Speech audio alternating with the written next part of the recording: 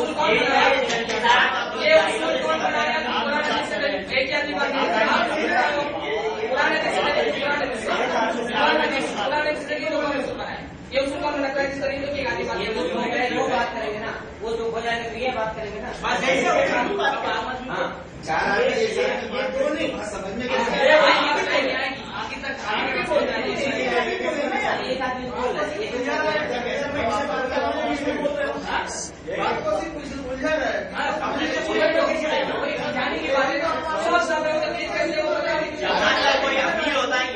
वो बात करें आप लोग एक काम कीजिए, तो अगर जो है तो मेरा झगड़ा ही करना है तो आगे से पहले झगड़ा करना, उसके बाद हम लोगों को समझाओ। बीच में नहीं बोलता था। झगड़ा आप लोग करते हैं, नुकसान हम लोगों का होता है। सही बात है यार, एक आदमी बात कर रहा है, झगड़ा आप लोग करते हैं, नुकसान हम लोगों का होता है। सीधे सीधे जो है जो बात करना है सीधे सीधे कीजिए। एक आदमी सवाल कीजिए, एक आदमी जवाब दीजिए। अगर दूसरा आदमी, जब एक आदमी बोल रहा हो तो दूसरा आदमी ना बोले। अगर आप उस सवाल का जवाब नहीं दे सकते हैं तो दूसरे आदमी से कहिए भाई साहब आपको मालूम है तो आप जवाब दीजिए। अच्छा, दूसरे की आपने बहुत अच्छी बात बोले ना, ये कहते हैं कि इसकी कुरान हदीस से हमको दलील लीजिए कि एक आदमी ही बात क्यों करे। वो हम जाहिल आदमी हैं, हम कोई आलिम नहीं आप लोगों की तरफ से, लेकिन आप लोगों की तरफ से आप लोगों मेरी बात सुनिए।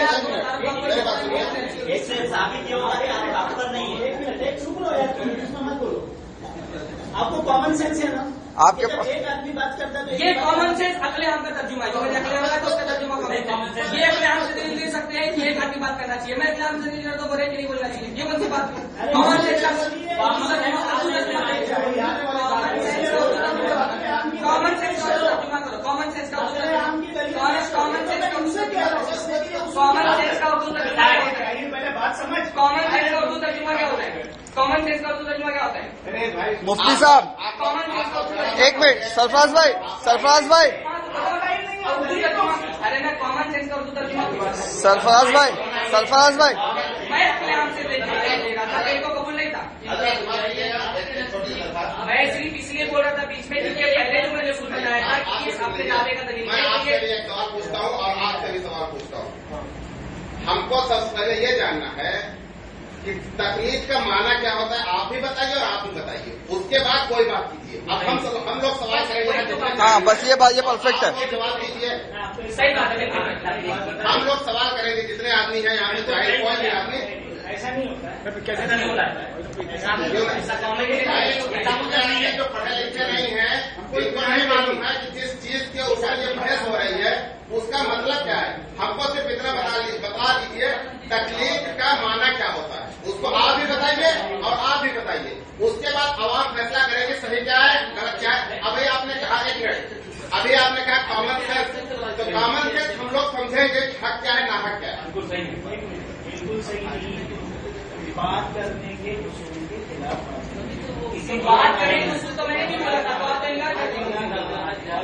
मेरी बात सुन लीजिए, बात हमारे दरमियान तय हुई है, पहले हमारी बात हो जाए, ठीक है। उसके बाद अगर किसी को कोई तशद्दी सवाल उनका है, तो तशद्दी नहीं हुई तो सवाल कर सकते। माफ कीजिए, एक बात कर रहा हूँ, उसके बाद मैं जाऊंगा, मुझे जल्दी है।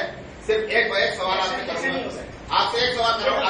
आपको अगर जल्दी है तो आप सवाल बाद में करें। आपने कहा कि कॉमन सेंस है आपके अंदर, अभी आपने कहा कॉमन सेंस है, इनको समझाने के लिए आपने कहा आपको कॉमन सेंस है, और अभी आप कह रहे हैं कि आप नहीं बात कर सकते हैं, आम आदमी बात नहीं कर सकता है। ये क्यों, ऐसा क्यों? एक साथ दो तमगे मिल गए। अभी आपने कहा इधर मैं सवाल इधर किया कि जो है मतलब आप लोग ऐसा करें, आपने कहा कि कॉमन सेंस है, आप समझ रहे हैं, आप समझ रहे हैं। हाँ, ये और अभी आपने कह दिया बात हमारे और तुम्हारे दरमियान हो रही है। ये उसूल की बात है। वही उसूल हम पहले को यही उसूल पहले कायम किया गया था ना।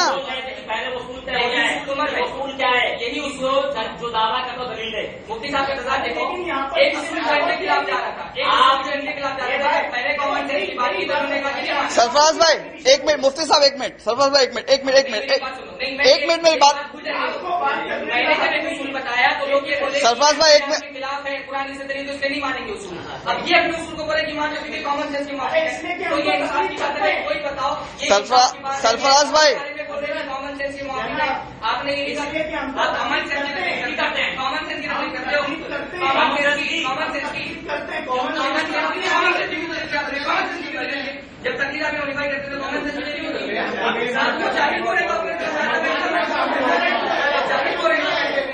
खामोश रहिए जरा, एक मिनट। सरफराज भाई एक मिनट। मुफ्ती साहब, ये इसलिए तस्लीम नहीं करते क्योंकि कॉमन सेंस के मुताबिक है, और ये उसूल इसलिए मनवाने के कॉमन सेंस मुफ्ती साहब एक मिनट। अमल करता है, देता ही देता है।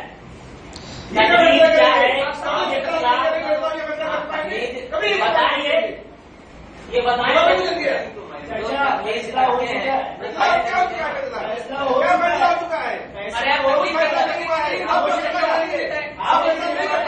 चाचा आराम से। यहाँ पर शांति से अगर बोलना है बोलिए, वरना आप लोग जाइए, जरूरत नहीं यहाँ पर।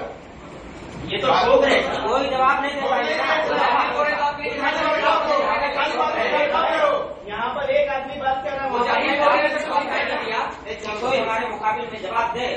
जाहिर हो रहे तो नहीं दिखाई दे, किसी को मैं ठोक रहा हूँ, मैं कूद रहा हूँ तो दिखाई दे रहा है। दावा करके ठोक रहे हैं ना, आप तकलीफ करते हैं, आप तकलीफ की तारीफ करेंगे। मुफ्ती साहब एक मिनट। नूर भाई मुफ्ती साहब जवाब मत दीजिए। मुफ्ती साहब बहुत फैसलाकुन बात है, ये इमाम की तकलीफ करते हैं। ये सही दलील दे दीजिए कि इमाम की तकलीफ वाजिब है। सही दलील दे दीजिए कि इमाम की तकलीफ वाजिब है। बात खत्म हो जाएगी। ये तकलीफ करते हैं, दलील दे दें, बात खत्म। सरफराज भाई तकलीफ करते हैं, ये सही और सही दलील दे दें कि इमाम की तकलीफ वाजिब है, बस बात खत्म। सरफराज भाई एक मिनट खामोश रहे, उनको भी जरा बोलने का मौका दे। 4 आदमी ने बोलेंगे, एक आदमी बंदा जवाब नहीं दे पाएगा। होना चाहिए। हाँ देखिए, एक मिनट। आप दोनों फरीकैन ना पहले उसूल के ऊपर कायम हो जाए कि दोनों के उसूल एक हैं। जब तक कि दोनों के उसूल एक नहीं होंगे, बात आगे बढ़ नहीं पाएगी। तो अगर पहले उसूल के ऊपर बात कर ले, दावा जिसका बात करना है। देखिए, अभी आप बात कर रहे हैं, बीच में खड़े होकर बोल दिया उन्होंने। नहीं कोई बात नहीं, कोई बात नहीं है, ये मैंने बात करने का तरीका है। मुफ्ती साहब आप भी बीच बीच में से जाहिल सामने वाले को बोल रहे हो। इस मामले में जहालत ही है। ठीक है, ठीक है ना, मैं तुमको आलिम भी कह रहा हूँ कि इस मामले में जहालत है। इस तरह से एक साथ में 2 लकब मत दीजिए। जाहिल भी बोल रहे हैं, आलिम भी बोल रहे हैं आप। एक साथ कई दो सारी बातें करेंगे। हमको अफसोस का मतलब आइए जो बात यहाँ तक पहुंची है, बता दे रहा हूँ आपको। लेकिन मुफ्ती साहब आए थे यहाँ पर, मुफ्ती साहब, और इसका मानने वाले जानने वाले साहब यहाँ चले गए थे, तो इस बात को मैं बैठा दिया भाई, आए हो फायदा उठाओ, बता के जाओ। उन्होंने हमसे उनसे सवाल मैंने किया, भाई हम लोग देखता हूँ कहीं हमारे आगे दो रिकात नमाज मगरिब में पहले सुन्नत पढ़ते हैं, कहीं पढ़ते, कहीं नहीं पढ़ते। हम भी कहीं भी पढ़ते। 2 रकात 4 रकात छोड़ो, वो सबकी वो क्या बोले, हमारे में नहीं है, दोनों भर दिन का हमारे में नहीं है। ऐसा बोले। हमें बहुत तकलीफ हुआ है, यकीनन बहुत तकलीफ हुआ। हमने शरीयत हदीस तो देख चुका हूँ, शरीयत में नहीं है या हनफियत में नहीं है। अरे अल्लाह के बंदो, ये बहुत सी आसान सी बात है कि कोई जो अमल करता है वो उसकी दलील देता है। ये इमाम अबू हनीफा रहमतुल्लाह अलैह की तकलीफ करते हैं। हम सिर्फ इतना बोल रहे हैं कि आप एक सही और सही दलील दें कि मारिफे की तकलीफ वाजिब है। अब ऐसी वाजिब है कि हम लोग तकलीफ नहीं करते तो हमको काफी मुश्किल लोग बताते हैं, उर्दू एजेंट बताते हैं। इतनी अहम चीज है तो कुरान इसमें तो आई होगी ना। इतनी अहम चीज है कि अगर कोई ना माने तो काफी मुश्किल हो जाता है, तो कुरान इसमें आई होगी। हम ये बोल रहे हैं कि इमाम अबू हनीफा की तकलीफ वाजिब है, कुरान और हदीस से सही और सही दलील दे दीजिए, बात खत्म हो जाएगी। तो दलील दे दीजिए, कुरान एक मिनट। बात काट रहा हूँ। अभी भी इन्होंने उनकी बात सुनने के लिए मौका नहीं दिया। आपने देखा, इन्होंने कहा उसमें भी आड़ बने, ये इनकी फितरत है। ये पहले में से चलिए मैं आप क्या मौलाना आपसे मैं एक सवाल कर रहा हूँ, माफ कीजिएगा, आप आलिम हैं, मैं आपसे सवाल कर रहा हूँ।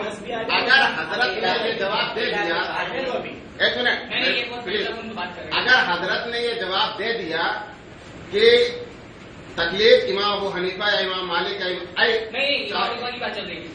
किसी एक की तकलीफ करना वाजिब है, अगर इन्होंने सही दलील दे दिया तो क्या आप इमाम अबू हनीफा का मसला कबूल करने के तैयार हैं? मसला है 4 इमाम में से किसी एक की तकलीफ वाजिब है। हाँ, अगर इन्होंने दलील सही ढंग से दे दिया, चलो बस फैसला हो गया, कबूल कर लेंगे। सही और सही दलील दीजिए तो हम लोग तस्लीम कर लेंगे। 4 इमाम हजरत आप जो है ये समझ लीजिए, जिनको नहीं मालूम है आप सही ढंग से दलील दे दीजिए, ये मसला कबूल करने के लिए तैयार है, झगड़ा खत्म। बस आपके पास दलील है तो दे दीजिए। सही ऐसा सही और सही क्या सही है? दलील आपके सवाल ही नहीं समझा।